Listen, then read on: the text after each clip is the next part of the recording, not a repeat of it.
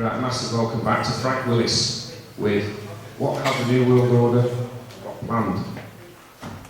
Former soldier of fortune and member of the Rhodesian Armed Forces, Frank Willis has investigated the attempted arrest of Judge Peake at Birkenhead and has uncovered more than is commonly known.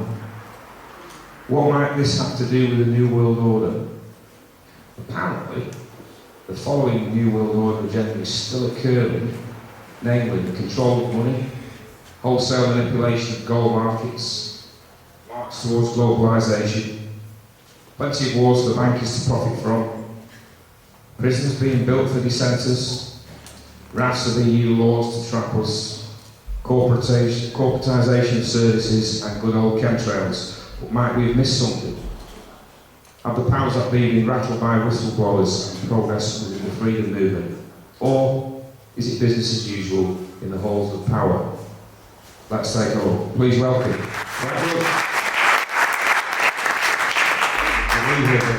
Thanks for having me back again. Who in this room believes they are free? Nobody? Well, you're not free. I mean, as a kid, growing up, I thought, I'm free. I was told I lived in a free country. And then I was like, well, why am I told what to do? Why? How do I? Well, first I started rebelling against Catholicism at the age of 9. I thought, there's no God, so that's out. Then I started looking at society. Society is based on Christianity. Well, this society is. But I thought, why don't they practice what they preach? You know, I came to this country at 15. The first thing I noticed was, why the hell do you have a queen? Like, who said she can rule? You know, they come out with this bullshit. Oh, it's by divine right, by divine rule.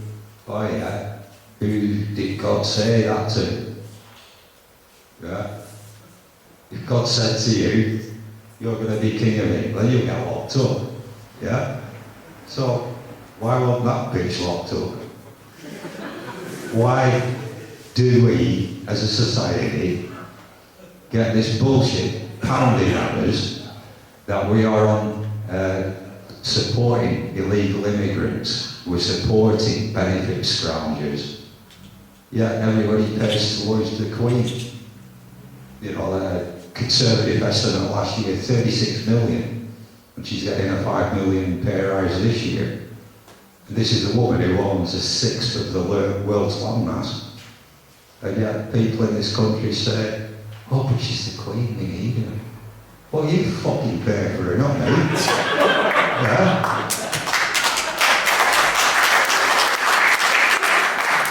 Well, I've struggled for 30 years raising my 5 kids. I don't want to bring that bitch up as well.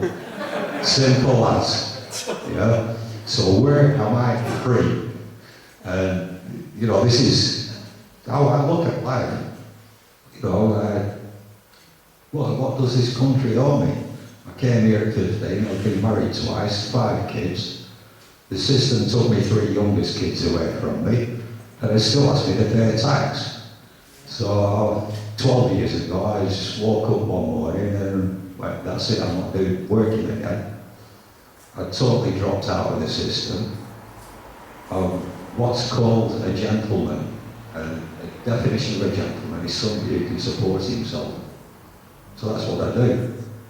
However, I get hassled by people like the council and stuff like that. So it was always bugging me that I'm always in and out of court. I'm in court for not paying fines and stuff. Anyway, around 2 years ago, in May, I was talking at Truth Juice in Birmingham, and I was talking a bit about chi energy and how it comes from within, and you feel it. And this is where you feel this freedom. And I was going on about freedom and how I won't conform to anybody. I've always rebelled. Even if we got a utopian world to live in, I'd still rebel, because that's my nature. I always ask questions. Anyway, two of the people in the audience in Birmingham, I was staying at the same house with them that night. We had a few beers together and I got to know them. And it was Rusty the Freeman and Lockie. They were telling me about Birkenhead. Now, the only thing I knew about Birkenhead when it was happening was the day before, a friend of mine, she messaged me on Facebook and she said, be at Birkenhead Magistrates tomorrow with a black umbrella.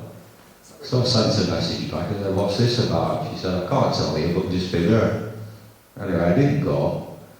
I didn't hear anything about it till I met Rusty and Lockie in Birmingham. And they were telling me, I'm like, really? They said, yeah, I watched these videos, and we still had a few videos. All the videos that are up on YouTube now have been censored by the British government, by the way. They won't actually show the arrest of Judge Peake, and it was not an attempted arrest. He was actually arrested by Lockie. He placed his hand on his shoulder, read him his rights, and asked him, does he understand?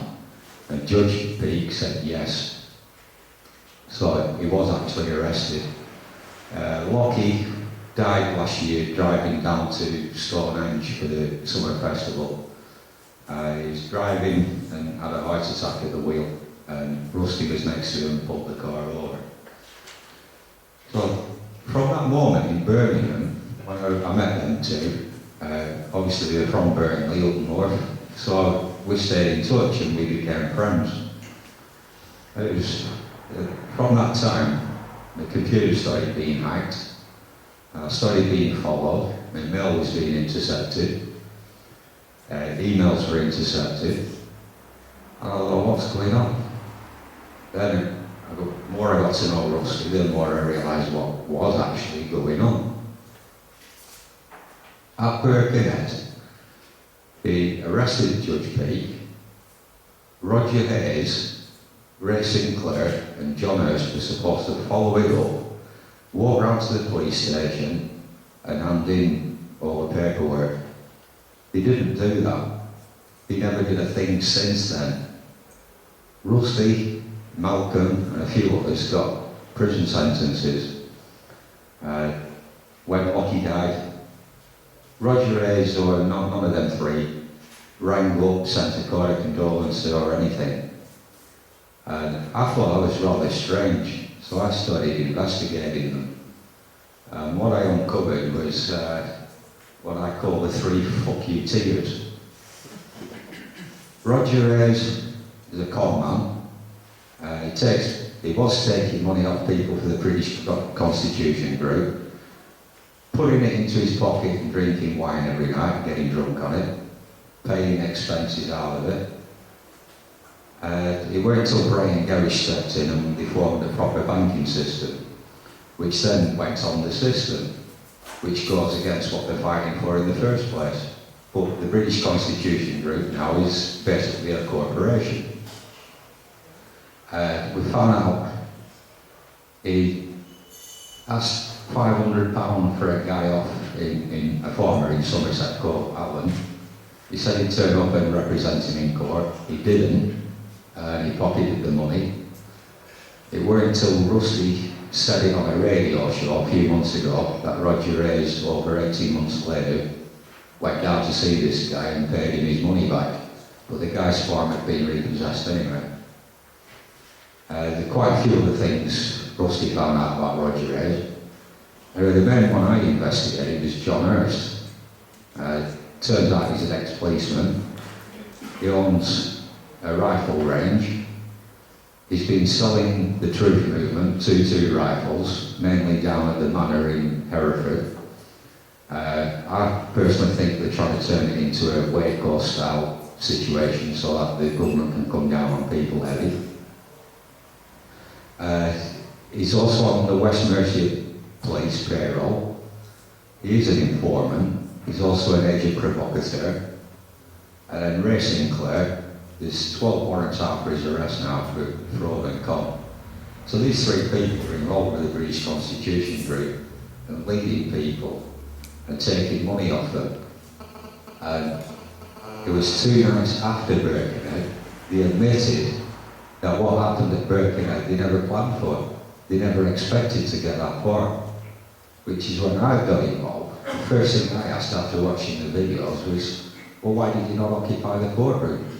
It was yours, you took it over, it's a people's court. Why did you vacate it? It was all on the orders of John Hurst, who, if you do watch any of the videos on YouTube, when they're coming out of the out of the magistrate's court, you'll actually see him talking to the police and then winking as though the deal's been set. So, anyway, I started pumping Rusty's brains about what was happening here. And he said, well, they were supposed to put this paperwork in, and then it would have been all legal, but they didn't. So I submitted a judicial review. I was told to go down to the police station in Liverpool to have the judicial review over. The police pounced on him, arrested him, and he got 9 months in prison. He was tried in a court without his presence. So the system's corrupt. Now, the real reason why he got sent down was him and a guy called Mike Dobson, who sometimes comes here, submitted judicial reviews 2.5 years ago. A judicial review takes 18 months to 2 years to get through.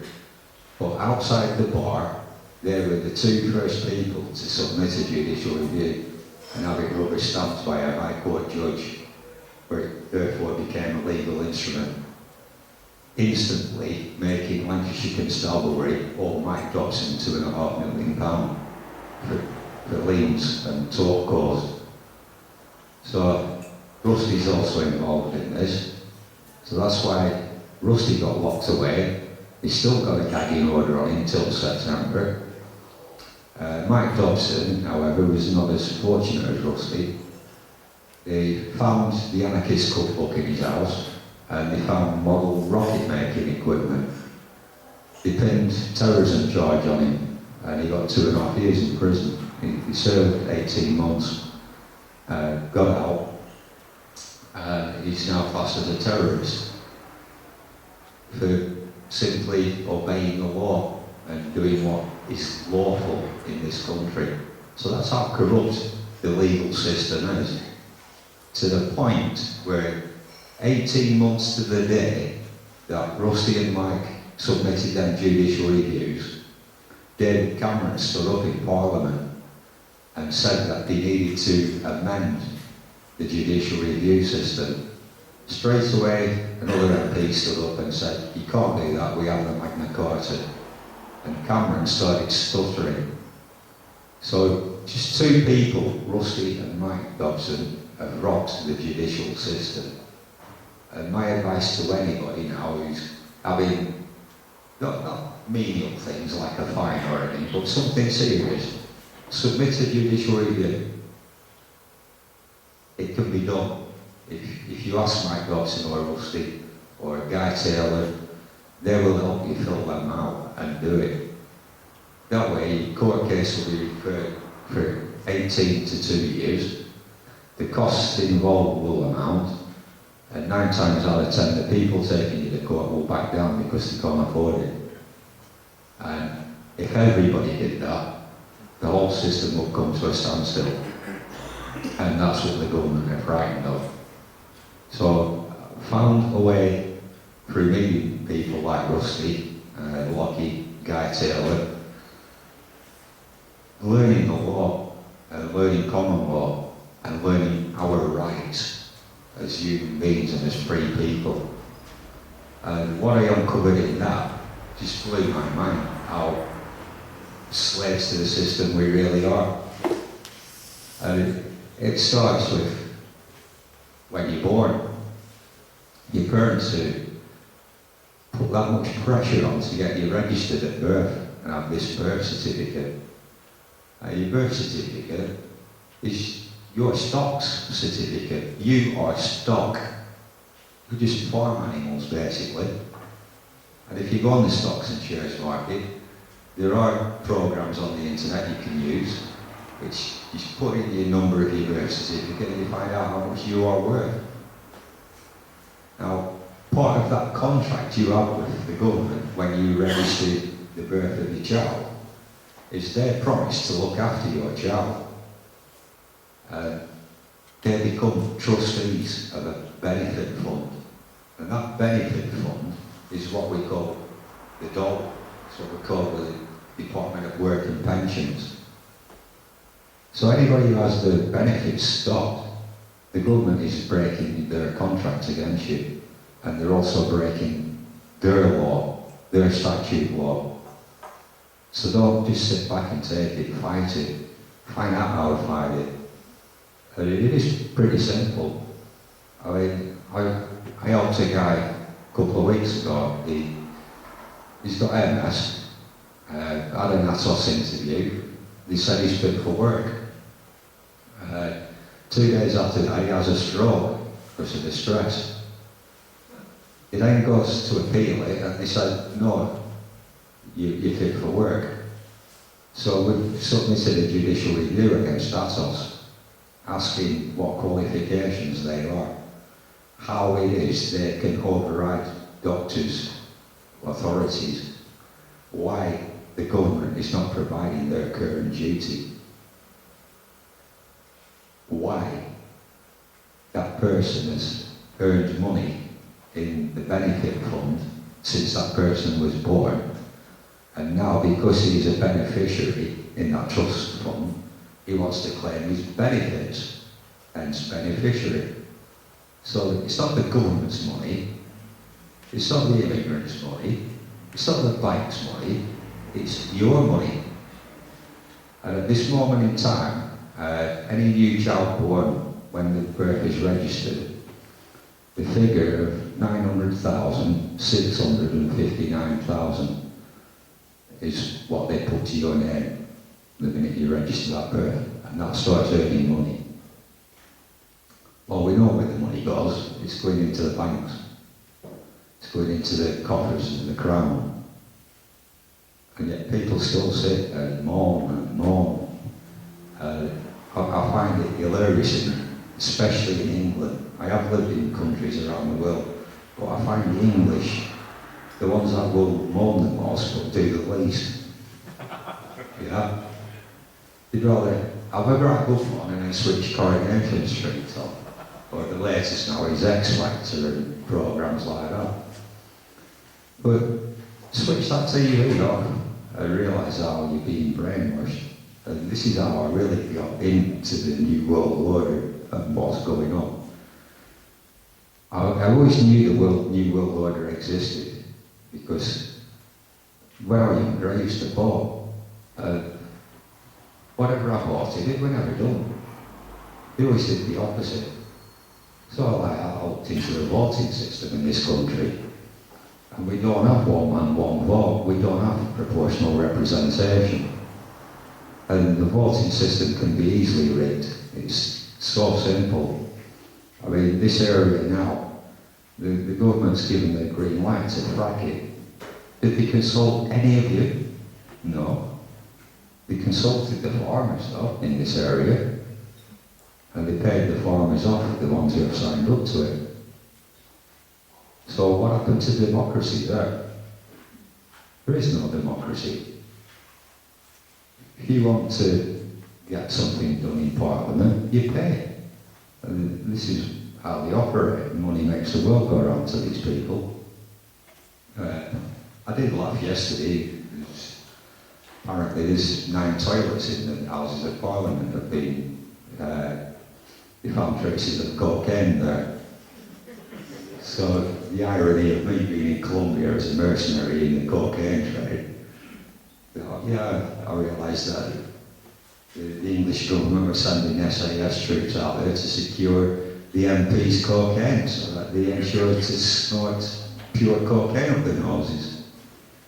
And if that sounds far-fetched, I bet you there's an ounce of reality in that. Because I know this country goes to war for drugs, for the Queen, and that's certainly what's happened in Afghanistan. And over 100 years ago, that's certainly what happened in China with the Boxer Rebellion.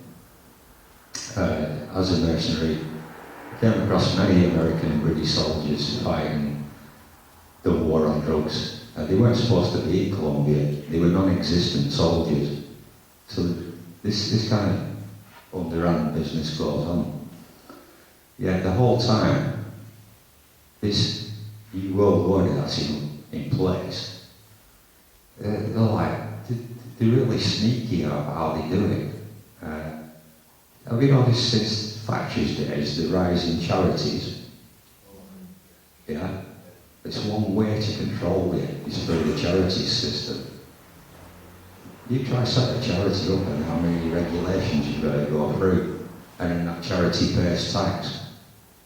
It's like, hang on, what's this about? If I want to give you £10, who the hell's the government to say I want a quarter of that? Yet people pay it. It's like, hang on. If I came knocking on your door and said, oh, I fancy to buy some arms and give it to the president of Iran, you know, would you like to donate? You're going to tell me to bugger off, aren't you? Yeah, you pay the government, because that's what they're doing. You know, it's like, I realised that the education system and the way society is structured is that you're not allowed to be an individual. Anybody still know what an English eccentric is? This room's for them. Yeah, they've disappeared, haven't they? You class as a type of schizotypal personality disorder now, or schizophrenic, or you're a nut job. This is how society's been going. And certainly over this last 2 years, the way it's been going. The government have been pushing us, the people, into saying, we'll give you a problem, and say, well, these are your rights. So they're giving us the solution. And when you claim your rights, you lose your freedoms. And over the last 2 years, just over 4,000 new statute laws have come in. And we've not heard of many of them. There's a bill going to be passed in September in Parliament. It's in its early stages, but it's going through. They're bringing back national service in this country. Now, I'm the first one that's going to fight, because I've got 2 sons. And over my dead body will they fight for the Queen. That can be arranged. Yeah. So, these are kind of draconian laws they're starting to bring in. And they're bringing them in even in more intensifying, where they're arresting you now because they think you might do a crime. Yeah? Now, the first, as a kid, I remember reading 1984 by George Orwell. And that's the first I heard of the thought police. The thought police are a reality now. I know a few people that were arrested last year, the night before the royal wedding, because the police thought they might disrupt the royal wedding. They locked them up for 24 hours and then released them without charge. Now, we as a society, are we just going to sit back and allow that? Is that right? I watched a video on YouTube this morning. Somewhere in Scotland, the police arrested some guy. He wasn't resisting arrest. And then the cop had kicked his legs from under him. He went down on the floor and split his head open. And it was filmed. No action was taken against that police officer. I don't know if you've noticed the difference from 30 years ago now with the police. There used to be police constables. Yeah. The police officers now, which means a policy enforcer. It's no longer a police force, it's a police service. That's right. The constables are not officers. Lancashire County Council is a public limited company and it owns Preston City Council. So I questioned this. Recently I had to go to court over council tax. First thing I questioned was, right, this summons is not issued by the court, it's issued by the council. She says, yes. I says, do you work for the council? She says, yes. I says, well, do you realise I'm homeless? She goes, well, you've got this address here. I went, that's a care of address. I've told you, I've notified you in writing that I am homeless and to leave me alone. Because you've now summoned me under false pretences of perjury, I'm now submitting a liens against you because you've caused me a tort of £500,000. Well, of course, she didn't have a clue what I was talking about, but she signed the paper, the receipt, saying she'd received this. I got photocopies. 3 days later, I get a letter from the council saying that a liability order was made against me at the court. So I went back. I said, okay, you've refused a meeting of the minds to remedy this. My liens for £500,000 still stands. This is the second letter you've sent me impersonating the court, and I've taken you to court. You've got 21 days to comply.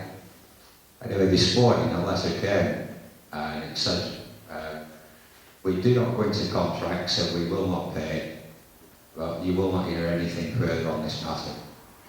So that's it. Well done,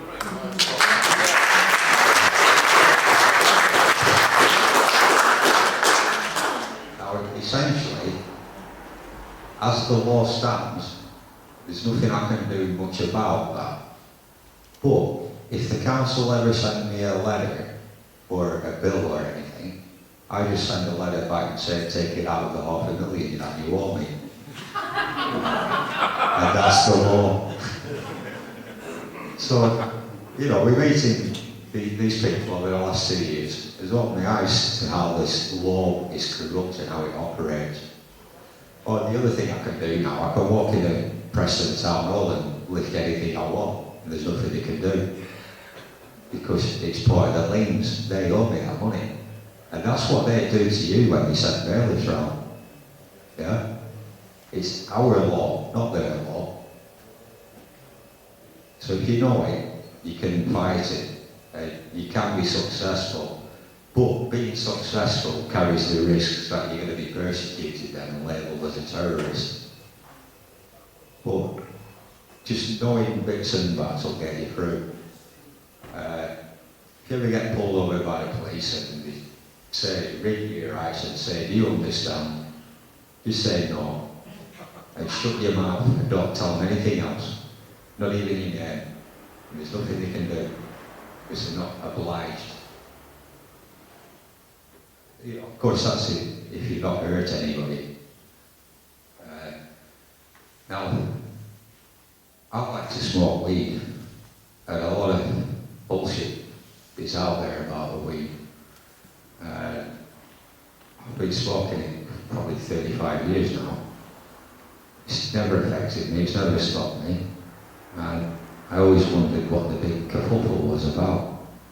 You know, many a time I just sat there watching a movie at home, stormed at me home, and think, well, whose law am I breaking here? Who's the victim? And when I got into this common law and statute law, common law states if there's no victim, there's no crime. So this statute law is a law brought in by an Act of Parliament. And it's like, well, why is weed illegal? It says in the Bible, which common law's based on, that God created all plants for us to use. And technically, cannabis is not a drug, it's a herb. Now, there's cures for cancer with cannabis. There's trials going on around the world. It's been proven it cures cancer. There's a lot of success stories coming out. And guess what? The big pharmaceutical companies own the copyright on the cure for cancer using cannabis. So you'll never see it legal because it's not in their interest to cure people. They want customers who are dying. Yeah? So I think, well, why is the government who's supposed to look after us allow somebody like a big pharmaceutical company to kill us? And the answer is they're paid off. So how's these charities and how's the government actually really work? And it's simple, it's all business, it's enterprise. Our government is United Kingdom Public Limited Company. David Cameron is a PLC and he trades under Alistair Darling, who is a PLC, who is also a diplomat, so he can claim diplomatic immunity. If Cameron messes up under the orders of Alistair Darling, then Cameron will claim diplomatic immunity. Lo and behold, old Queen Elizabeth, she's immune from the law. So you've got 3 criminals there ruling us, but yet nobody does anything. They take money.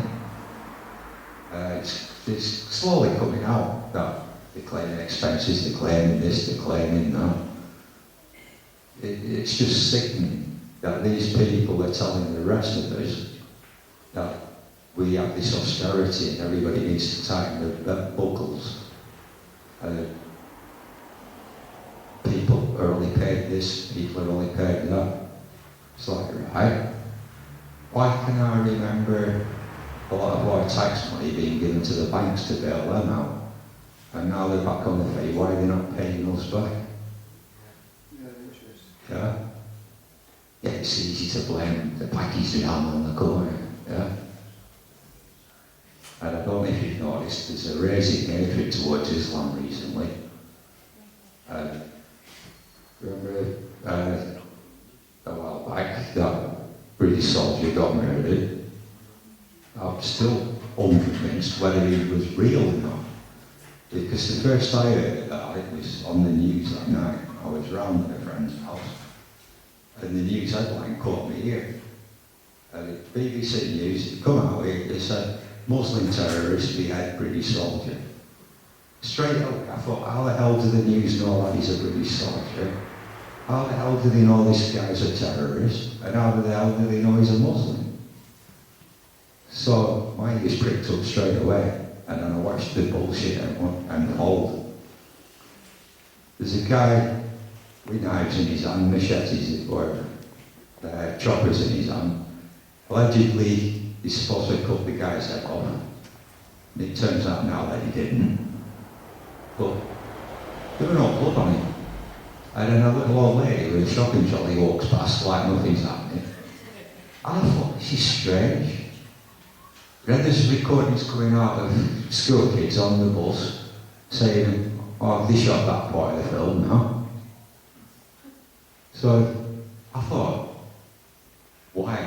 And why is it come at this time? Like this guy Snowden who's just whistleblown. Why is he suddenly studying whistleblowing when Bradley Manning's in court? Is it to divert us from the facts of what's happening to Bradley Manning? Again, if you remember, after World War II, there was the Nuremberg war crimes. And the United States, Britain, under the United Nations, set down more laws for war crimes. Blair and Bush have brought many of them. Obama's breaking them. Cameron's breaking them. And the only people that are coming out and telling the truth are people like Julian Assange and Bradley Manning. And yet these same people that are conning the rest of us are calling for the death penalty on these people for telling the truth and being honest. And that's where we come into it. Do we just sit back and allow it to happen? Do we have this apathy of what happened to the Jews in the ghetto of Warsaw? They came for a work colleague the other night, not seeing him again. And they came for a friend down the road, not seeing him again. Nobody cares. Then they came for me neighbour last night. Nobody cares. Then they came for me. There's nobody left to care. That's the reality of this country, of what we live in now. People are disappearing. Now, when a couple of months ago, I first blew the lid on the British Constitution group, and Roger Hayes was actually there. Since then he sent a message to Rusty saying, back off, you don't know what you're messing with, you poke in the eye of a tiger. The day after I had a phone call of somebody threatening to kill me. About a week after that, we're on the motorbike, a car tried to run me off the road. I followed that person and tried to make out they didn't see me, same old excuse. It was just like, in the end, I grabbed hold of him. I won't say exactly what I did for legal reasons, but it turns out he's MI5. So I wanted to know why MI5 are threatening me when I'm having a go about Roger Hayes. It turns out MI5 have planned the British Constitution group since its concept. I don't even think Roger Hayes knows it. He's being used as a pawn. And this is what I started looking more and more about what was going on in my life over this last 2 years. I've always seen the truth. I've spoken in public for close on 20 years. I dig deep. I meet people by accident. Met a lot of nice people over the years. This last 2 years, I get people ringing me up, people coming up to me, people requesting friends with me on Facebook, and straight away they start asking questions.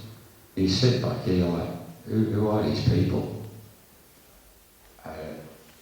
Quite a few of them turn out to be government agents. I'm not stupid.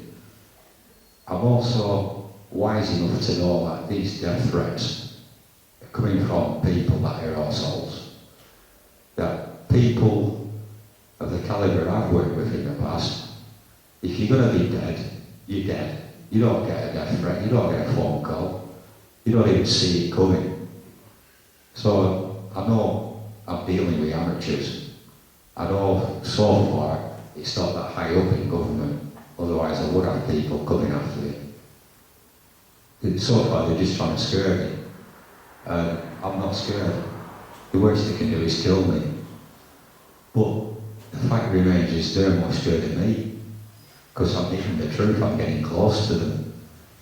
I first realised that not last Christmas, the Christmas before, I was down at Occupy St Paul's. Walked into a squat there called the Bank of Ideas, which is like the headquarters for the Occupy movement at St Paul's. I'm literally in the building 5 minutes and I get a phone call of somebody I know in MI5. They said, what are you doing in the Bank of Ideas? And I said, how the hell do you know? He said, well, I've watched you walk in on video. I says, why is there videos in here? He says, oh yeah, it's video and it's booked. So someday I'll have to catch up with you. Anyway, about a year later, I called up with the guy. I read a few beers and talking. And I says, what do you mean the place is booked and it's video? He said, do you think that the richest square mile real estate in the world, a bunch of hippies could get a squat in? He said, that was given to them. It's so we could monitor and control the Occupy movement. And he said, you, commonly known as Dom, hit the nail right on the head when you exposed Saskia Kent as being a government agent. So what we didn't count on was how deep you would go in finding out about her and what we uncovered from it. Now what we uncovered was Saskia Kent was MI6 agent, MI5 agent. She'd been on a course called The Matrix, devised by the Tavistock Institute. Now the Tavistock Institute is a front for MI5. It's a social engineering school of psychology. They have their fingers in all areas of society. And how they've done it since Margaret Thatcher's day is through something called common purpose. And when I was a social worker, that wasn't my last job, but till 12 years ago, I was aware that something was changing within social services. I couldn't put my finger on it. I was aware, like, they're teaching us this, how to make clients live a free life. And I'm like, you're having a laugh here. You're practicing freedom, yet you're taking freedoms away. And you don't know what it's like to be free. I remember they sent me on one course on discrimination against adults with learning disabilities. It was at the training centre at Kirkham. I walked into the place, the receptionist ignores me, and eventually I find the room after a few people ignored me. And then the two tutors in the class said, we set it up where we got all the staff in the building to ignore you, just to show you what it's like to face prejudice. And I put my hand up and said, I'm sorry, I never noticed any difference. I faced that every day, we haven't gone there.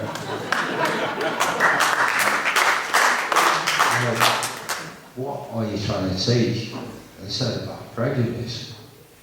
I said, you haven't a clue what prejudice is. I said, you're so political correct, you just don't know what prejudice is. I said, do you live in a free country? Yeah. Then why can't I call a black man a nigger? Oh, you can't do that. I went, why not? Well, it's not right. I went, why not? Why can't I call an Irishman a paddy? Oh, you can. Oh, right. So why can't I call a German a corral? Or why can't I call a Pakistani a Paki? Why can't I call a black man any name I want? No, you can't. Alright, okay. Well, I'm African. But you know, you're white. Hang on, I was born in Africa, I'm African. But you're not white. Now he's being prejudiced. Yeah? I was brought up to sticks and stones will break your bones, but nails will never hurt you. Yeah? What happened to that? What happened? I remember when I first came to this country, there was a program on TV called Love Thy Neighbour. Can you imagine if that went on TV these days? With all this PC brigade. It's like, it's ridiculous. Political correct speech is mind control. Of course it is. It's censoring our language from inside our heads. Of course it is. And it's all by design. Yes. And this is the point I'm getting to. A couple of young friends came round to my house a couple of weeks ago. And I said, I was on about this, the education system these days. But they said, no, it's not like that. Why is it not? I said, when I left school, we didn't have a careers officer. You went out into that world and you went for it. You did what you did. If you wanted to just work in a shop, that was your choice. If you wanted to be Richard Branson, it was your choice. So, when you young lads left school, what did they tell you? Oh, they said, well, I'd be good at being a plumber. I'd be good at being working as a clerk in an office. I went, is that not mind manipulation and control telling you what you're going to do for the rest of your life? And they went, wow, it is. I went, yeah. How many have watched, and I've watched this with my own kids, leave school and the thickest big shit. They only know how to repeat. They don't know how to think for themselves. I've got two young watches at the moment. Last week I went away, got back last night. The kitchen and the living room's a tip. I said last night, what's going on here?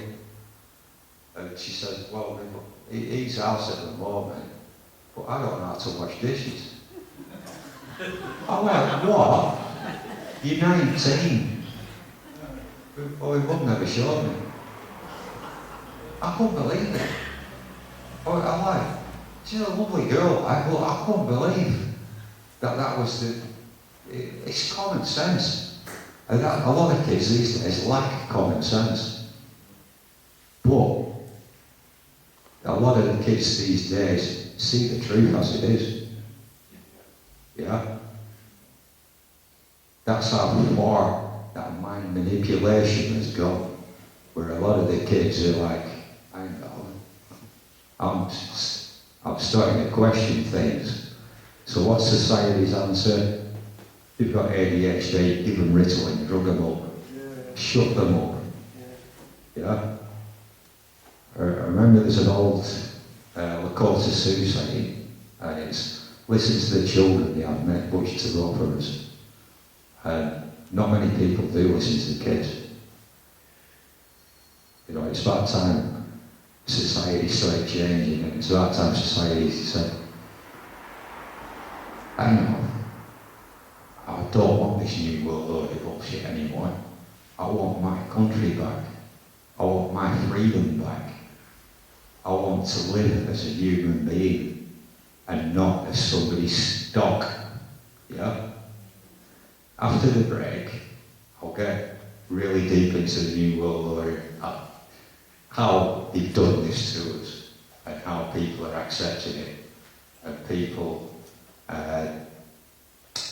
basically, this country and America is heading for martial law, and the majority of people in this country will welcome it because of the mind manipulation, what's going on and what's going on right now. Okay, but we'll have a break then. What I'm going to do now is get a piece of paper and I'm going to write on it that you each owe me £1,000 every month.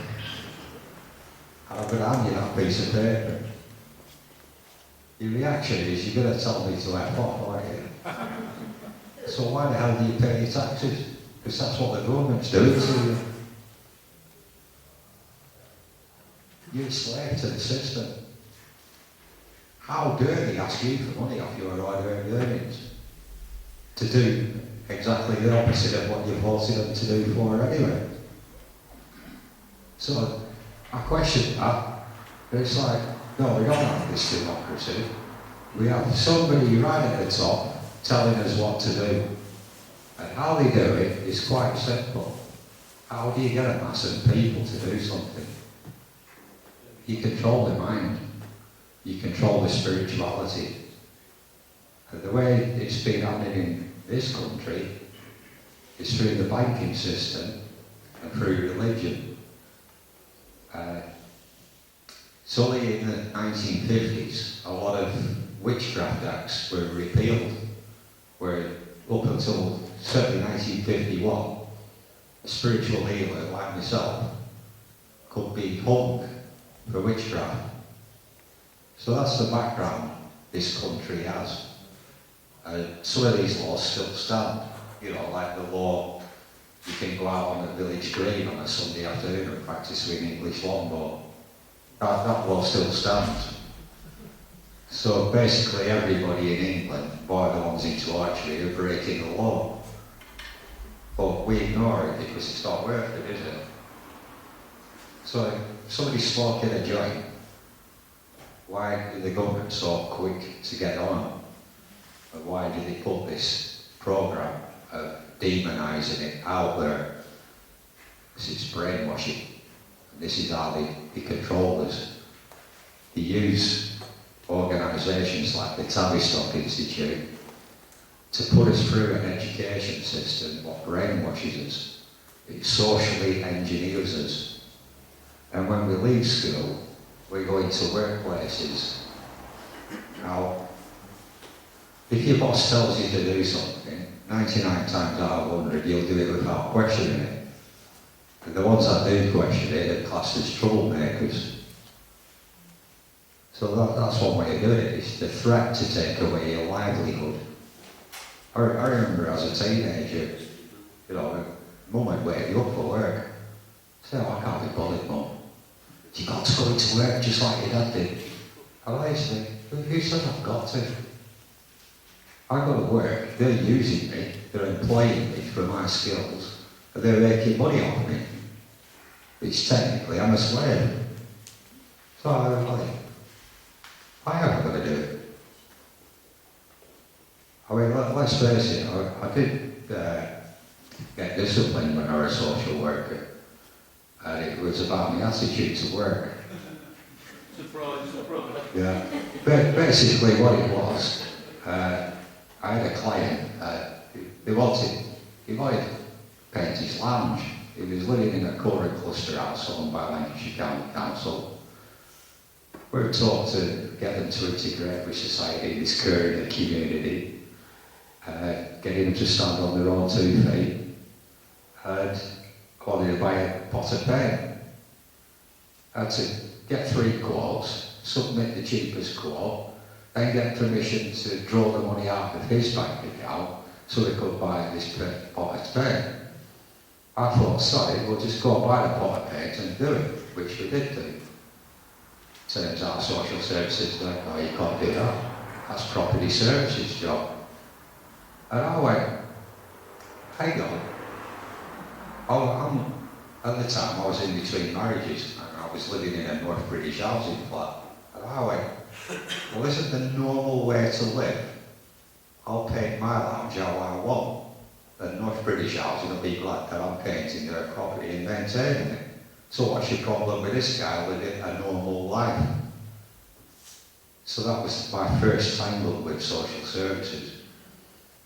I got pissed off of trying to do stuff with clients which would take anywhere between 6 months and a year to get done.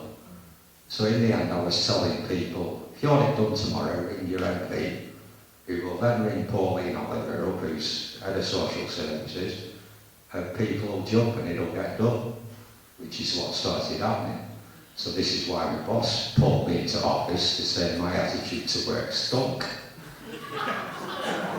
I told him I was contracted to do a job and I'm doing it to the best of my ability for the client. I said, but you don't realise work fucks my social life up. And he looked at me and he went, oh, work fucks my social life up. But I went, no buts about it. Then how many people go into work and bring the problems from home into work? Nobody. They'll get sacked. So why do people go home and bring the problems home and batter their wives or batter their husbands and cause misery and whatnot? And I can't live like that. At the time, my wife and kids were the most important thing in my life. And I put food on the table every day for them. Anything outside of that was a pleasure to be with and be with my kids. So having to go out to work to provide that is a necessary means to an end. So basically work fucks my social life up. So the morning I woke up and said to my ex-wife, I'm packing working, I'm not doing it again. She was having kittens, but as she realised, I were earning more money by doing nothing than I were going out doing a professional job. And I weren't on benefits, I weren't claiming. I'm not ready to reveal how I did it, but it was legal.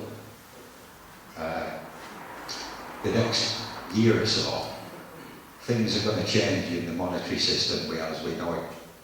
It's then I'll be able to come out and start advising people how to live off the system. Do it now. I can't. But basically that's how I live. These death threats I've been getting, a couple of them have been mixed up with something else, which I'll tell you briefly about. About 6 months ago, I have a sister who lives over in Northern Ireland, where my mother's from. She lives in the house that parents left to me, her and my brother.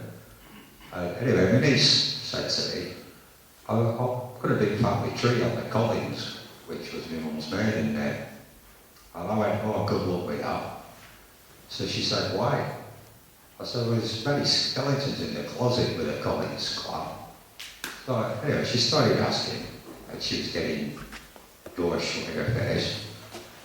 Then she uncovered a document which she forwarded to me, and it was the Northern Irish Land Registry.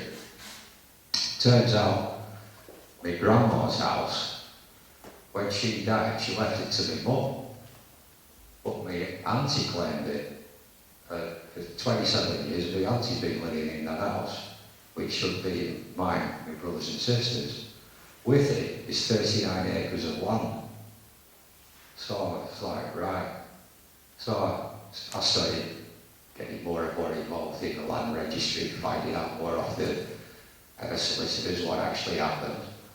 It turned out the house is ours. The minute it was confirmed, the IRA rang me and threatened to kill me.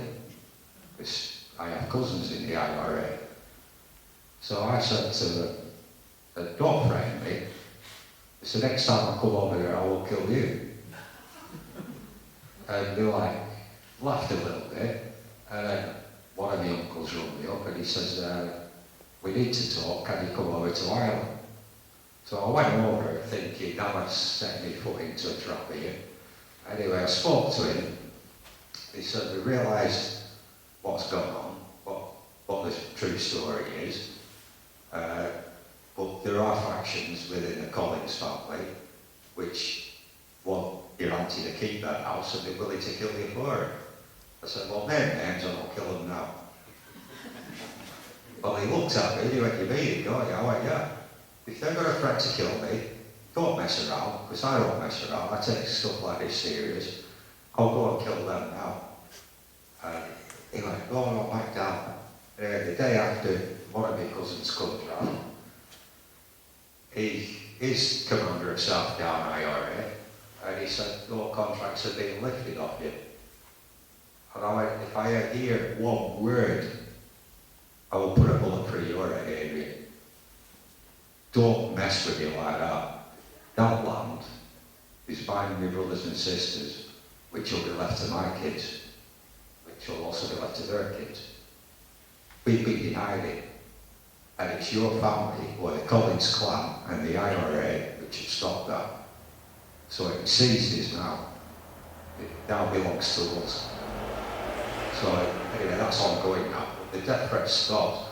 But there was a time I was thinking, is there a crossover between everything else what's going on, the death threats I'll be receiving off the government and also off the IRA?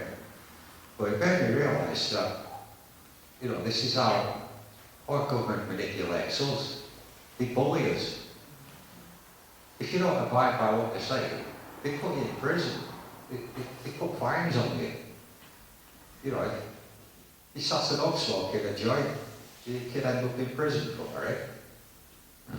I mean, 3 weeks ago, Stuart Hall gets sentenced to 15 months for 14 sexual offences with a girl as young as 9. That same week, a guy gets 2 years for growing 24 cannabis plants. Now, a reflection society shows that to smoke a herb is more criminal than having sex with a young girl. That's how what this society has got. And still nobody says anything. Nobody speaks out. Fortunately, some of us have been. I have in my possession over 400 names connected with satanic ritual abuse to children. And slowly these names are coming out. This is another reason why I've been getting death threats. You know, I've got this list. Some of you know about Lloyd McAlpine. Well, I will publicly speak out, and I don't care if the fat bastard takes me to court for slander or whatever, but he is guilty of crimes against children, and I have the proof. So. And there was a case against him about 25 years ago as well. That's right, and it was all hushed up because of his buddies in the Freemasonry, who was also in the judiciary system. And that's how these people work. Andy lives in Spain. Sorry? Andy lives in Spain now. Yeah. But he's not above the law.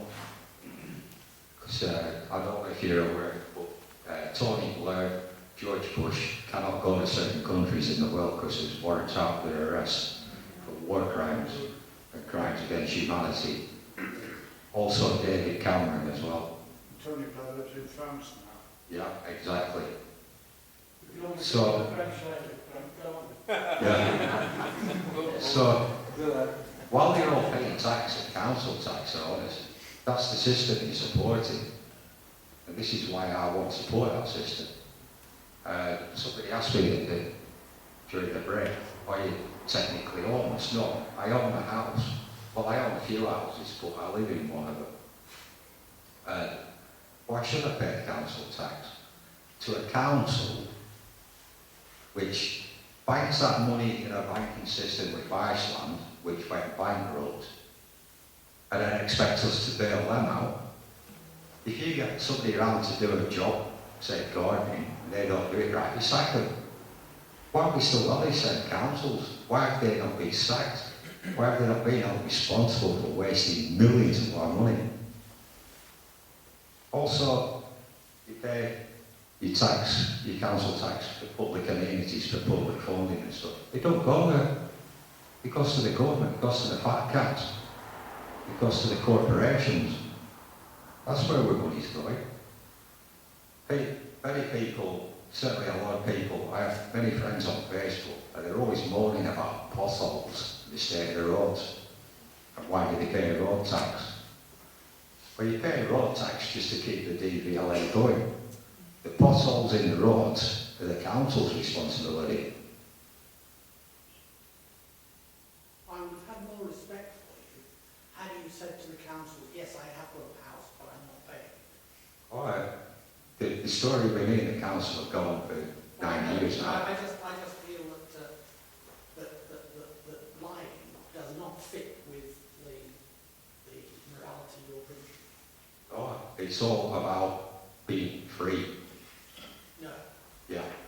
no, lying is not being free. If everybody in this room now said, we're going to form a trust, we're going to get rid of all the cash, we're going to live in our own little community, if you want to join your job, do it, I'll come round and do it.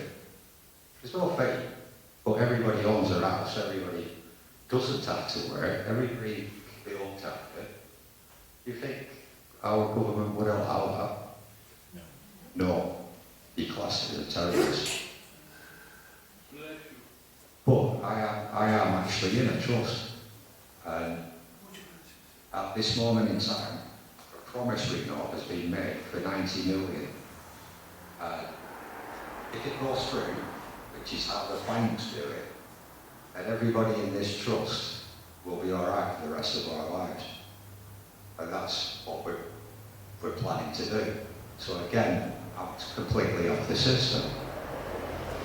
Now, if you want to stay in on the system, then you're supporting war criminals, you're supporting paedophiles, you're supporting slavery, and you're supporting the rights that you have as free people to be taken away from you and being governed by a totalitarian society that tells you what to do, tells you what you can eat, when you can eat, where you can eat, and how you can eat. And if you don't believe it, go down to your local council and ask them what United Nations Agenda 21 is. Also ask them what ICLEI is. And straight away at the desk of your council, they'll say, we don't know what that is. But they have signed up to it without your consent and without telling you. If you want to get deeper into Agenda 21, Agenda 21 basically is letting companies like Monsanto take over the food systems and poisoning you. It's getting you out of rural areas into cities. It's getting you to sign up to things like me being studied tonight, classed as a terrorist and locked away for the rest of my life without trial. It's happening in this country now, is Agenda 21. ICLEI is more sinister, and the councils have signed up to ICLEI. Our friend in Preston, Matthew Brown, who's a councillor, I approached him a few weeks ago and asked him what he knew about Agenda 21 and ICLEI. And he said, I don't have a clue. Leave it with me. He come back with some documents and he said, I'm not aware that the council signed up to this. I said, it's because it was done behind closed doors, because the council is a corporation and they are obeying their bosses, which is United Kingdom Public Limited Company. Not us the people, but corporations. See, You're the fat cat of a corporation. You tell somebody to do something. If they don't do it, you sack them. And that's how the people right at the top operate. Put this fear when you have to work. If you lose your job, you're on the streets basically. So you start thinking a bit deeper about this, but you can't, because your spirituality and your thought processes are being controlled. Your spirituality is dumbed down by religion. So it comes as no surprise that this new world order has what I call the unholy trinity of the Vatican City, which is an independent state within Rome in Italy, which controls religion. You have the City of London, which is a state within a state, and it controls the financial, monetary systems of the world. And then you have the military, which is Washington DC, the third of only 3 independent states in the world. So between them 3, they're controlling the world. And they've been doing it for nearly 2,000 years now. It goes a lot longer than that, but the New World Order as we know it has been going around for about 2,000 years. Now, can you imagine it? I don't believe in God. You're a heretic. Burning the stake. Alright, so that's how deep this fear goes. This is how deep this control goes. And if you think it's any different today, no, it's not. When you go out, you tell your friends, oh, I saw you at home the other day. You're bloody nuts, you are. I mean, why did he come out with that? I mean, during the 60s, 70s and 80s, thousands of people saw a light streaming across the sky, going 4,000 to 6,000 miles an hour. Better than any aircraft that we have. Because they'd seen it, they were called nuts. Well, it turns out it was the SR-80 Blackbird spy plane. Some of them people are still in mental institutes now, because society said they were nuts. That's how sad of a world we live in. But it's only sad because we allow it. I mean, you know, I've done martial arts for 35 years now. Over the years I've got people coming to me asking me to train them and stuff. And the one I love is like large people. They go, wow, I want to lose weight, but I can't. Why not? Well, I can't. I says, well, why? And the usual one is, well, it's with thyroid gland. Alright. Well, my simple answer is, how many fat bastards were there in Auschwitz? Even a thyroid has to be fed. Now, the overall apathy is pure and simple. Most humans cannot be bothered doing it themselves. They want to sit back and let somebody else do it for them. Yeah? And that's what it is really about. And the English are good at that. We all sit back, mourn and mourn and mourn and do nothing about it. That's mind control. That's it. That's how far that mind control has gone. That's how far that apathy has set in. So when they come up with some bullshit like 9/11, people go, oh yeah, that really happened. I remember last year putting something on Facebook about 9/11. And somebody I've known for 30 odd years just put 2 planes in 2 buildings and they collapsed. What's your problem? And I said, what happened to building 7? And he said, what's building 7? Yeah? That's the mindset of the majority of people. That's how brainwashed they've become, where they cannot think for themselves. I mean, when 9/11 happened, the first thing I thought was, how the hell can them buildings collapse? It goes against Newton's laws of physics. It goes against everything I learned in the degree of metallurgy I've got. it goes against common sense. But what nobody really grasps is to plan 9/11 is the most fantastic military planned exercise ever. The logistics, the planning, it must have took years. It didn't just happen, it was planned. And it's so plain to somebody like me that has worked, certainly in the mercenary business, to the extent of what governments will do and hire people like me to do for them. My personal take on 9/11 is Bush knew it was going to happen. He was in league with Mossad, and it was a pure Mossad operation. And it was to get the world on this terrorist footing.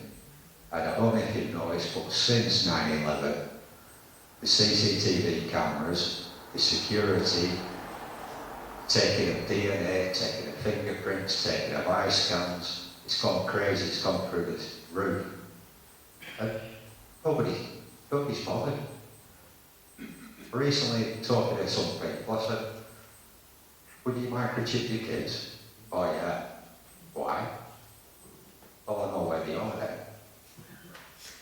Oh wait, but can you not use these? What do you mean? Well, the government says it's safe. Right. Okay, I won't bother talking to you anymore. She obviously brain dead. I mean, we go into this world naked, and they're on about telling us how to dress, what clothes to wear, and they're on about telling us what we can have inside us, telling us we've got to be vaccinated, because it's good for us, but it kills us. Remember earlier this year, the big kerfuffle, South Wales, MMR scam, measles, mumps, rubella. There's a terrible outbreak, there's an epidemic, people were rushing out and screaming to get their kids injected. I actually looked at South Wales social services site to see how many cases there were of flu. One. That's how the press was manipulated by the government. That's how stupid people were to go out and get. Television as well. Yeah, That's what happens in America. If it's not been on television, they don't believe it. that's right. That's the power of fear. Which brings me all the way right back to Birkenhead. The BBC did a short report on it and said there were several protesters. Obviously there was several hundred. Why was that not reported? Lockie was the first man in 157 years to arrest a judge. That made English history. You'll never hear about it in mainstream media. That's how manipulated it is. The mainstream media won't report it because it's telling all of us what our rights are, what the law is, that it's our law. You know, many people, friends I've got over the years, everybody says, oh, the system's fucked. Well, no, it's not. The system is corrupt. It's corrupt by them at the top. Because they tell you that you cannot challenge the system. They tell you that you're just a lowly, low-life piece of shit that obeys them. And if you get a step out of line, we police each other. Or you're right down to the clothes, you walk out the door. You can't go out like that, what will the neighbours think? What? Who cares? If I can live without hurting, harming, stealing, coveting, annoying people, what's the problem? Well, society has a problem with that because I'm a terrorist. Because I'm not conforming to what they want me to do. Because I'm not free. Oh, unfortunately for them, I am free. And they don't like it.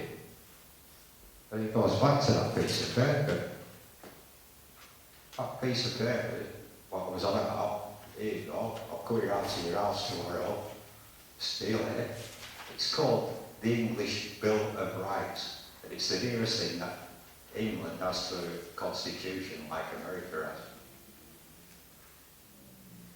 Now, can you imagine thousands of years ago, you live in, you've got a nice spread, you've got water to fish in, you've got land to hunt and farm, and then somebody comes along and says, come on, we're going to war. You're going to tell them to bugger off. I'm happy living here. Oh, you've got to come to war. Why? Well, I'm the king, and I'm telling you, you have to obey. By the way, when your son's born, he's going to fight for the country as well, and he's going to die. My granddad fought for this country. He was a professional soldier, so his life in the British Army.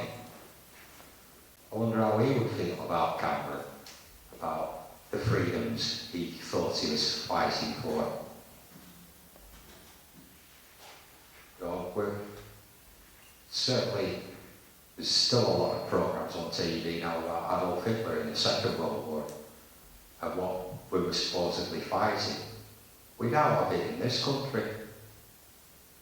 I mean, 9/11 happened, and all of a sudden, Blair and Bush are saying we'd like everybody to be microchipped.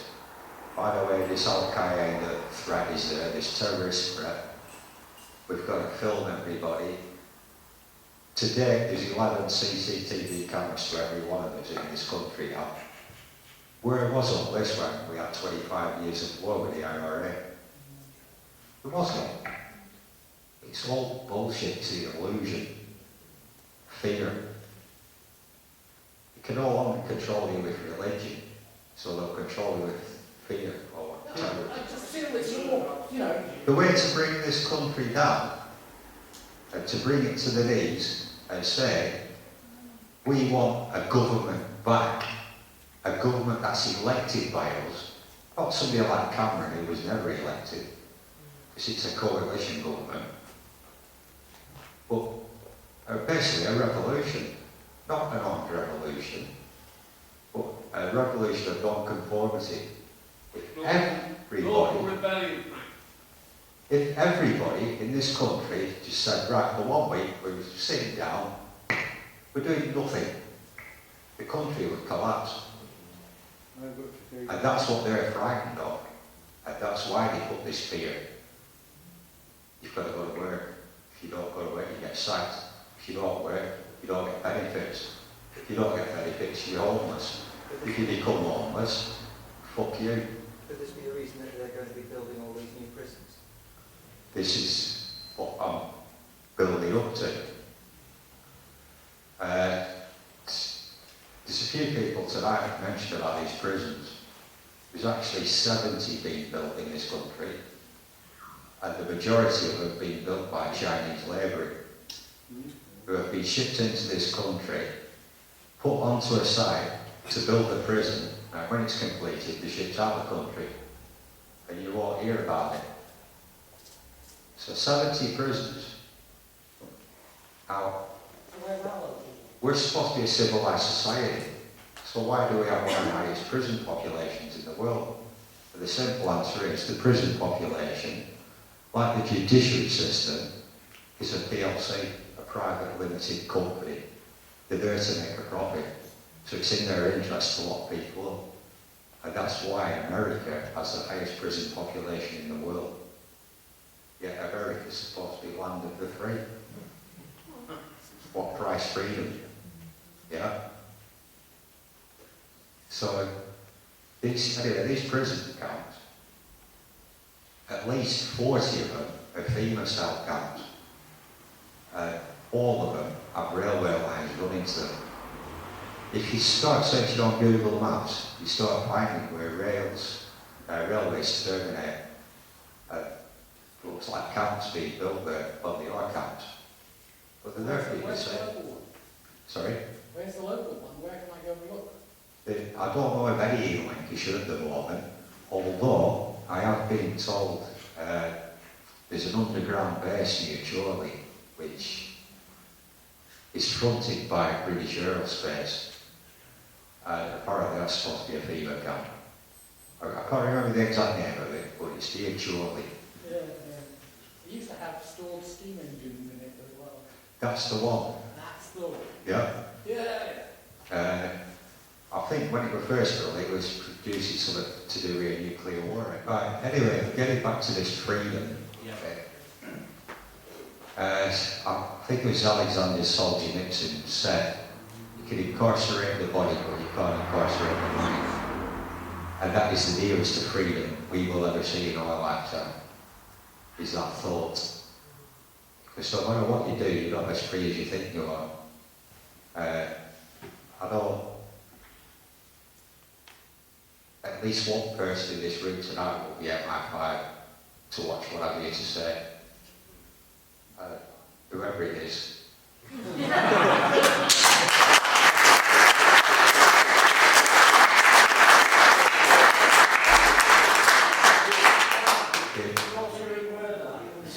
Everything you send on the communications is recorded. Everything. It's this digital age of digital data. Everything you send, phone call, email, fax, it's recorded and kept. It's filed. This is what that Sanderson was talking about. But I already knew this 25 years ago. Right down to the point where if you went to your local library, MI6 had officers working to monitor what books you were taking out, to see what books you were reading, to try and inside your head to see if you're an anarchist or not. Recently in America, people with bumper stickers on their cars, slagging Obama on, have been arrested. This is in a land of freedom of speech. Same in this country. A friend of mine, remember last year when the Olympic torches were on? She jokingly put on Facebook, the Olympic torch is coming past my house. I fancy a horseback price to use up for it. The day after, the police raided her house, took her computer, and wouldn't tell her why. It weren't until 18 hours after she was in the cells, they said, we believe you're going to horsepipe the Olympic torch. She said, that's a joke. But we're taking it serious. But how serious is serious? So what if you horsepipe the Olympic torch? Is that worthy of sending the police round or response unit? And it's how tax money what's being used to pay for it. That's another reason why I don't like paying tax. I don't like supporting war criminals. I don't like supporting the Queen. I don't like supporting any other countries. I've struggled all my life to support my own children, only for the government to take them away from me.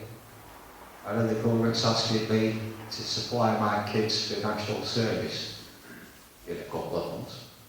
It's like, what have you done for me? What has the country done for you? So, bugger all. It's time we took it back for ourselves.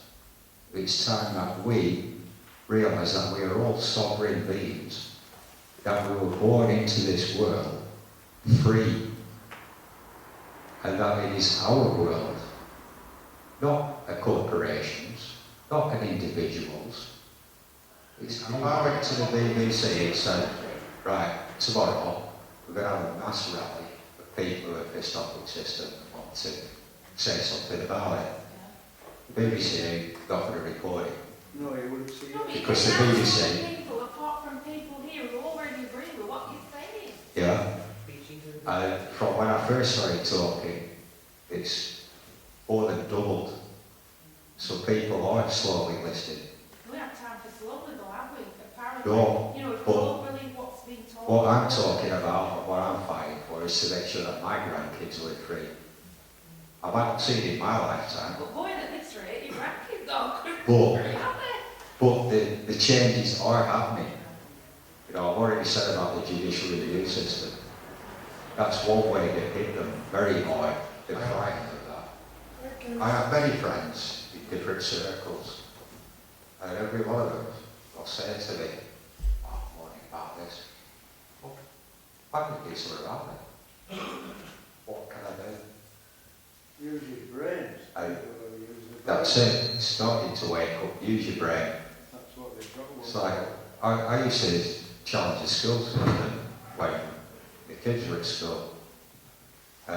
Just simple things like, oh, well, the doctors or the nurses or wherever go to school, we're going to have vaccinations done.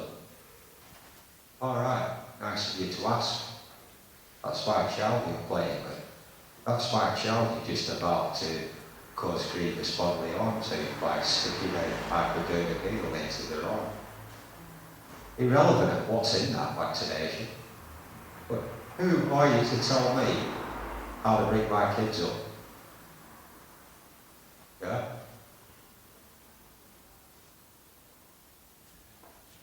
If I said to you, right, tomorrow we're going to build the railway from Blackpool to Preston. If you're not terrible, I'm going to shoot you. What are you going to do? Because within 2 years that's going to happen in this country. The time to start reacting now is now. One of the things you can start doing now is writing to your MP, asking what this Agenda 21 is, asking what ICLEI is. Make them become aware. What's Talk. that you said? Frick, Sorry? Italy. Yeah, ICLEI's ICLEI. What is it? What is it? It basically it's a wing of Agenda 21, but it's more specific in what to do when martial law is declared. I mean, why is our government gearing up by training police, by training soldiers, by buying arms, by buying tanks, by buying water cannons for our police forces? Because they know within the last 2 years the economic system's going to collapse. Exactly, that's being done by design. So, along with Agenda 21, you get everybody into the cities. Easier to control that, aren't you? What will happen is troops will go out on the streets, limiting down people like me, or the mass population going, can I have my kids? Yeah? I've seen that. Out of order, out of chaos will rise order. You got you listed, George. And that's the motto of the New World Order. They're creating this chaos to come. So do you conform to the chaos that comes, or do you say, no, I'm not playing that game? Frank, did you go to Builder Brothers? I didn't go. I'll tell you why I didn't go. No, I was just going to tag on and say that Alec Jones was there, David Icke was there, there was a couple of members of Parliament there, and it was open for anybody in this room. Get up off your ass, get in your car, drive down there, and just make one iota Yeah. of difference. I'll tell you why I didn't That's all go. I did. I didn't make any For a few weeks before I it, shake the earth. I kept getting text messages off people. They put to Bilderberger. And at first I said, yeah. And I thought about it. I thought, no. Half of MI6 and MI5 will be there. So when I watched some of the videos friends had taken when they were there, I couldn't believe what was happening. You're all getting videos. It's a protest against the Bilderbergers, and everybody's walking through the gates and going, letting security guards search them. What? You're protesting against this bullshit, yet you're conforming to it. So I'm glad I didn't go. And I'm also glad that I can all that did go. Because it shows that there are people in this country that want to know the truth. And like you said, I don't know what to do, I don't know where to go. Well, for a start, you're in the right place tonight. This is it. Anger. As a soldier, we're taught to use anger. Not to go out, be psychopathic and kill people, but to use it to control and be in control. Now, any true warrior does not lose his temper, stays calm. Yeah, that's the ultimate of a warrior, is to stay calm and not to fight. If you have to fight, you stay calm. The minute you lose your temper, you've lost. Isn't that what they're trying to do though with the New World Order? Make us angry and really lose our own control as well as... That's it. They want us to lose control. They want us to go out and riot. They want us to react violently. Protest and get arrested. Yeah, they want us to protest so they can bring people at walls. I think when people first wake up, are very angry. Yeah, Then when they start to look at, well, you know, we need to do something about it, I think that's when they do start to count and they do see the wood for which is trees. what is happening. There are more and more people. It's assertiveness. There's, in this country now, there's more and more people that are walking up over this last 5 years than ever before. You just don't see it because it's not on mainstream media. But if you get out there and start meeting people, you realise that there are a lot of us. We need chain reaction. Yeah. Yeah, and it is slowly happening. We need to synchronise something so we all do it at the same time. That's right. We need organising. But throughout the entire Now, system. who can remember Lech Walesa? Yeah. Yeah? That was one guy who changed the history of Poland. Adolf Hitler changed the history of Europe. Joseph Stalin changed the history of Russia. One people. Just think what you can be as one person. Just by being aware of it. By telling your friends. And if they think you're nuts, then so what? Who's nuts? The ignorant or the one who has the wisdom? Yeah? Frank, the Agenda 21 contributions that are made on your behalf, and you're obviously charged for them, Rob Bollocks from the Ashton meetings found out that them contributions are actually voluntary. Yeah. He's got the information off the DEFRA website. I had a look myself, I couldn't find it, but he's found it. Yeah. And so, Agenda 21, you enter it voluntary. Yeah. So, I thought that was very empowering. But however, we're all in it Yeah. because the councils have done it for you. But they're not talking. These are trying to find ways now how not to contribute. Yeah. To actually reclaim that money. Because it's actually, it's within their own rules, it's voluntary. Yeah. So, Can you claim council tax? Of course you can. Why not? How many years could you claim back? Since it came in, because it's unlawful. So if everybody stopped paying the council tax and then started claiming back what they paid for the local legal, is that what needs to happen? Yeah. We need to do something like that. There's so many ways we can attack them, but we need organising. And what stops us being organised is when people like me do go into the spotlight and start talking about it. Then get arrested. Yeah, get arrested, classed as a terrorist, get death threats. Some people have been killed.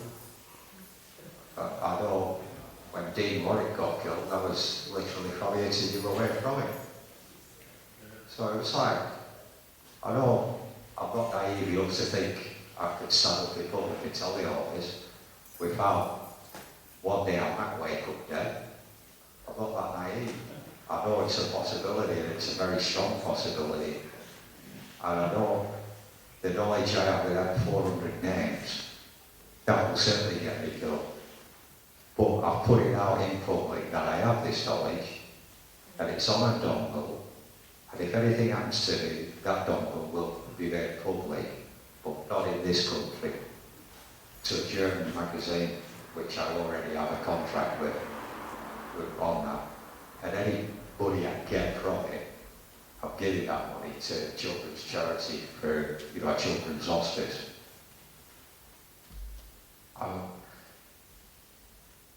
I despair at the apathy in this world.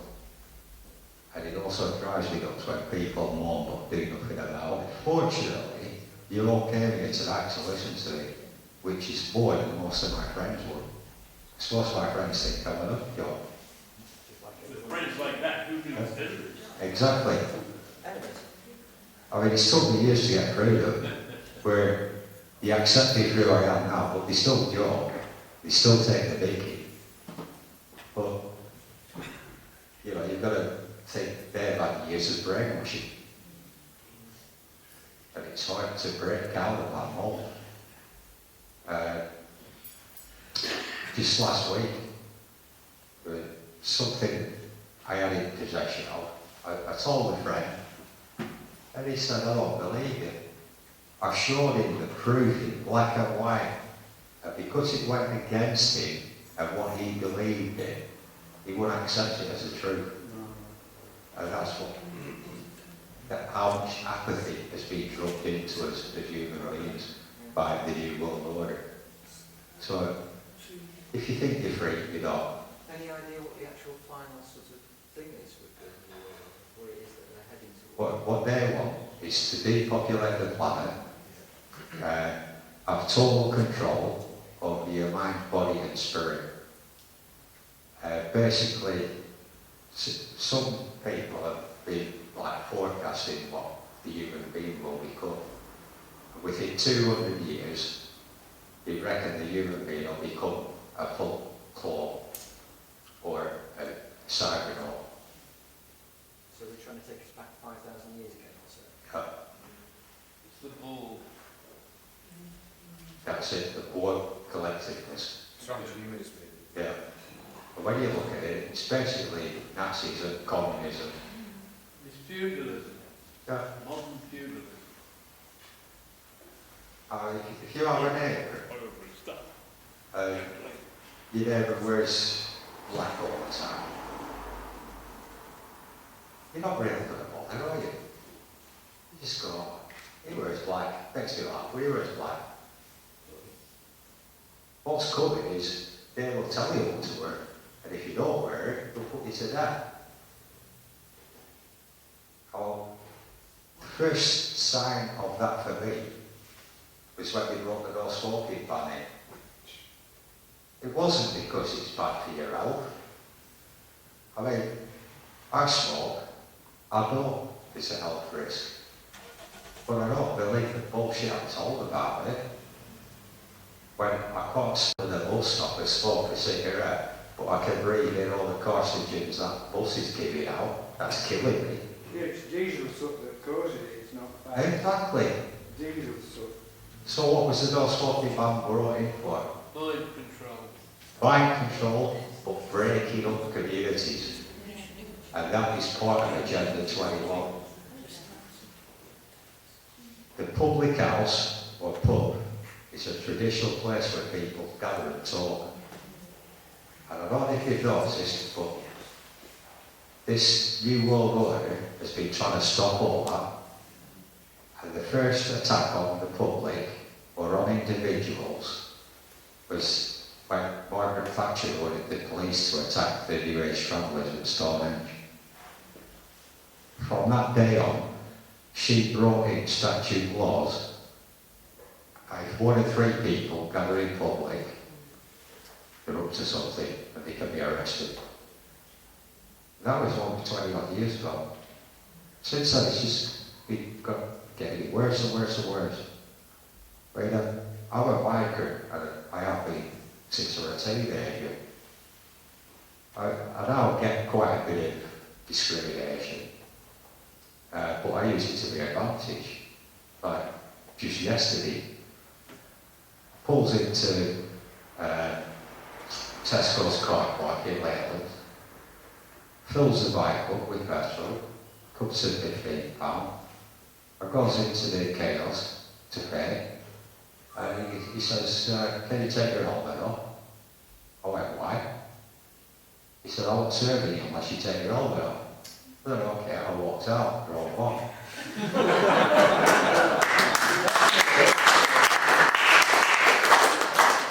Now, I waited for the police to show up, because they'll have you on camera and everything, and they'll say, you're on what? Yeah, and I'll say, look at your camera again.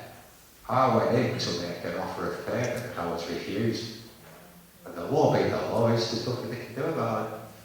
I made the offer, it was refused, that's it. Well done. And I was saying to somebody before about council tax, if you don't want to fight the system, but you're in court for your council tax, make an offer of 10p a month to pay it off. They cannot refuse you, because you're offering to pay a debt. You might never pay it off in your lifetime, but they cannot refuse that debt.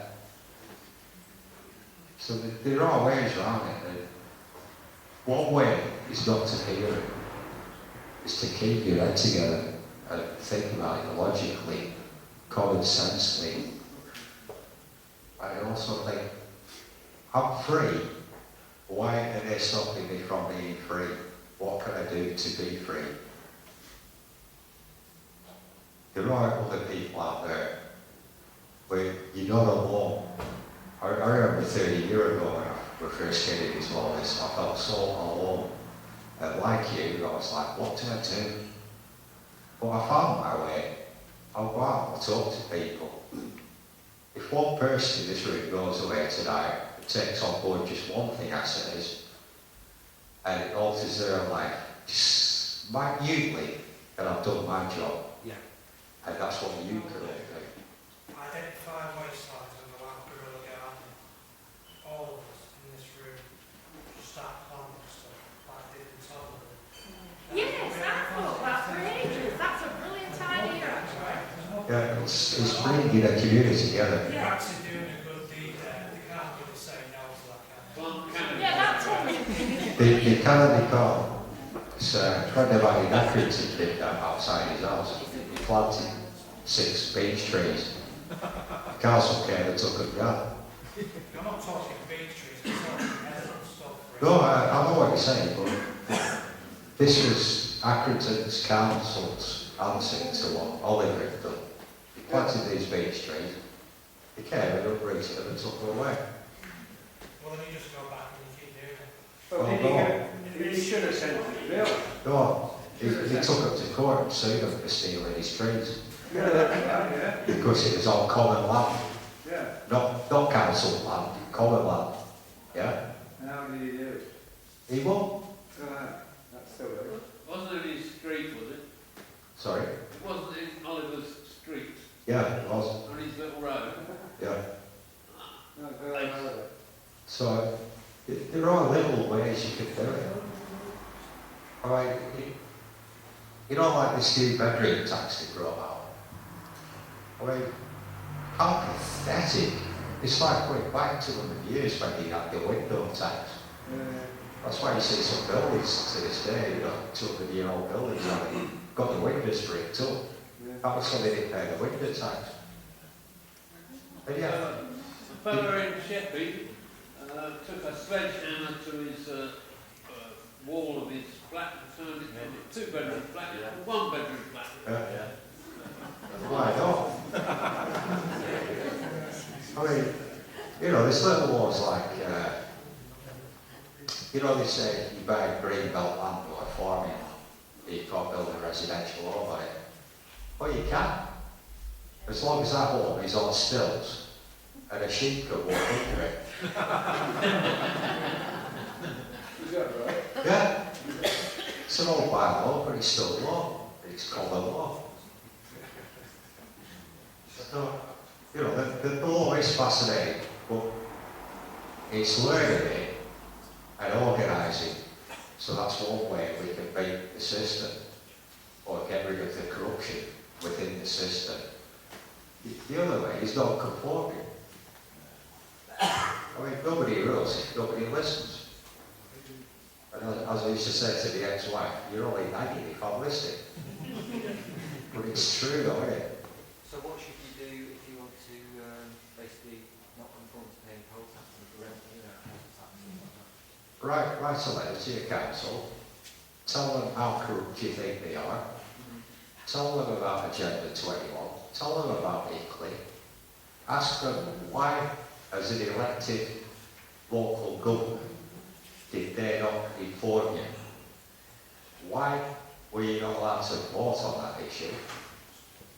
Then ask them why they send money outside of wherever your catchment area is. They said, this is Lancashire County Council. Why did they send your council tax money to the government to send troops to Afghanistan and Iraq? You can't answer it.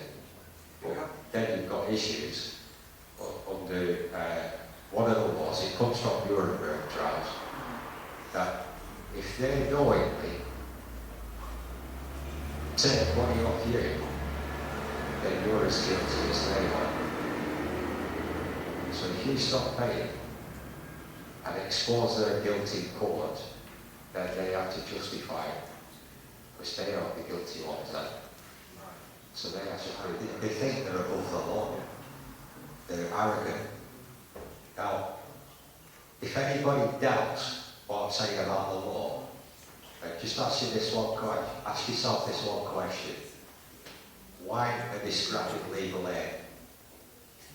It's to stop you getting your version of the law, your truth of the law. Yeah, they've reduced citizens to $5 Yeah. and welfare rights and everything else over the last few years. Now, what my intention, certainly for the next 5 to 6 years, along with a few others, is to start looking alternative law firms up based on charities, where we can legally advise you and represent you in court on common law, not statute laws. Well, statute laws are apathetic. This is how they work. A friend of mine last year got arrested in London for possession of cannabis at one of the protests. He walked out scot-free because he knew a bit about the law. They arrested him, took him down to the police station and said, right, what's in this bag? I don't know. But we found it on your person. Well, isn't the law 9 times possession, so it's yours now? Well, what is it? I don't know, it's yours. Well, it's cannabis. You're saying it's cannabis. I mean, you got a degree in horticulture or something. How do you know it's cannabis? But it's yours because you have it now. And it kept going around in circles like that. There's nothing they could do, because he would not admit to what it was. Now, you heard me talk about Rusty before. He got caught with 600 cannabis plants. He comes home, his front door had been kicked up and all the plants had gone. So he rings Crime Stoppers up. And he says, Lancashire Constabulary have stolen 600 of the plants. Oh, he's reporting a crime. Sorry, a crime number was given. He goes down to the police station, they arrest him. He then takes them to court for kidnapping. Goes into court. For the first 20 minutes, the judge was threatening with contempt of court, threatening to throw him in prison, threatening this, threatening that. But Rusty just said, no, I'm here for justice. Right. So the charge was read out with about 600 cannabis plants in your house. Well, Rusty goes, hang on. What's this word, cannabis? This is an English court. Cannabis is not English. What's the word in English? Well, there is no English word for cannabis. So the judge tried to bypass it out. So Rusty says, okay, I'll let you off with that one. But was it cannabis sativa or was it cannabis addictive? The judge went, I don't know. He says, well, if you don't know what I'm being charged with, what's the crime? By the way, have you got your oath of office? No, you haven't. You've committed treason and perjury. I'm here for justice. I want the police to arrest you. Judge got up, slapped his hammer, Clark will find the call, did a rubber, said case dismissed. Now, that is our law. It's knowing it. We're not told it. This is how corrupt the judicial system is. They employ barristers, they employ solicitors, they employ lawyers, but they only teach them what they want them to know. Not many lawyers know about common law. Not many lawyers know what a tort is. And very few know what liens actually are. What is it? A tort is basically, we have a thing called tort law. If I come to you and go, oh, I have fun, I'm happy with that. You go, hang on, you're causing me inconvenience here, you're stealing my phone, I want my phone back. I'm not happy. You've caused me what's called a tort, you've distressed me. So I'm going to give you liens, which is a figure to compensate me for the misery and distress you caused me. Yeah? So when your council sends you all these letters, or, I mean, the good one is the TV licensing, they're forever sending you letters, threatening you. If you send one back and say, you're causing me a tort, you've got 21 days to rectify this situation, have a meeting of the minds, or my liens is offered £1 million, or whatever figure you want to put on it. If they don't respond, then it becomes lawful, and they owe you that money. That's simply what a tort is. Now, say I was playing a game of poker, you lost, and you owe me £1,000. Now, I don't need a judge or a lawyer or a judicial system to tell me you owe me £1,000. If I'm playing poker, I'm probably a friend. So, although I'm going to get the money eventually, tomorrow or next week, whatever, I won't get it. But if I don't get it, I could impose tort law. Now, if you go to solicitors, the solicitor will not take it on board. You know why? Because the judicial system will not pay you. That's why these bastards right at the top, they get away for so long with what they're doing to us. Most people in this room have a mortgage. Your house is not mortgaged. What is mortgaged is from the centre of the road to your front door. And that's what's also is responsible for your council tax. Your actual property, the building, your dwelling, cannot be mortgaged, cannot be sold, cannot be traded. Would you repossess it? Yeah. And when they do come to repossess it, they're actually breaking common law. And for those who are interested in mortgage repossessions and how illegal mortgages are, look up Ben Gilroy, Guy Taylor, and Lawrence Eastman on YouTube, and you'll see what these guys have been doing against the system. Certainly Ben Gilroy in Ireland. I remember the one-liner. He was talking to the guy from the sheriff's office. But basically what happened, the judge acted for the Bank of Scotland. Rubber stamps the repossession, which then has to be stamped by the sheriff. The judge takes his wig off, puts his sheriff's cap on, and rubber stamps it again. And sends people from his office to go and repossess the house. So Ben Gilroy says, "Hang on, you can't do this." Starts arguing with the sheriff's official. The official goes, "I've been in this shop 30 years and I've not heard of this." And Ben Gilroy goes, "That's because we're not all running around with pitchforks and thick as pig shit now. We're getting an education. And we're learning how corrupt you lot are." that the law is the law, and ignorance of the law is no excuse. So, I don't know all the answers about the law. I know people, but if any of you are interested, just contact me. If I can't answer it, I'll get somebody to help you or contact you. But it's like you said, we need to band together. And this is the way to do it. You know, everybody in this room is aware that the system ain't right, that it's corrupt, that the world's not right. Rather than you go away thinking, oh, that's another one who's offered no solutions. The solution I can offer you is non-conformity. If you stop conforming, the system stops working. But it's stepping over that fear threshold. Start by something like not paying your TV licence. By writing to them and saying, I don't have a contract, this is statute law, it's bullshit law. I don't want my money going to people like Jimmy Savile. You're corrupt. I'm not paying you. They won't get back to you. They'll leave you alone.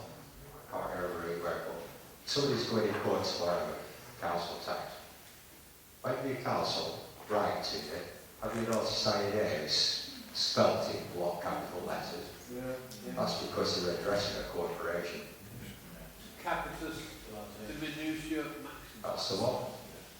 That's the one they trade So, in New York. Ask them, where is your signature on this contractual agreement you have with them? You want to see them run like hell, then?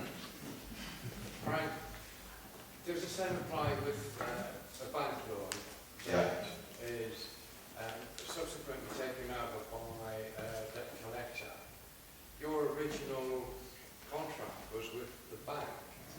When the debt collectors take that over, they've literally bought it from the bank. Yeah. So your contract is not with the debt collector. Oh. So when they come chasing for you for the money, you can turn around and say, show me the contract between you and I. That's right. Rather than the bank. And there's And nothing you if can they do. paid your debt, thank you very much. Yeah, That is true, is it? that's right, yeah. Right, And I've done that myself. right. My sister also did it with student law. She did a degree in engineering. When she finished, she earned 18,000. Her first job she got was as a draftsman on £22,000 a year. Well, they wanted to pull £6,000 a year off her to pay this law back. And I said to her, look, she said, I'll stick within the law. Don't pay it. So she stopped paying it, got sent to debt collectors. She then wrote to them and said, I'm not on a contract with you, bugger off. That's it. Never enough. Now, it might seem crazy, that, but how many people in Israel have actually lent some money and never saw it again? Yeah? It's the chance you take. Thanks for listening.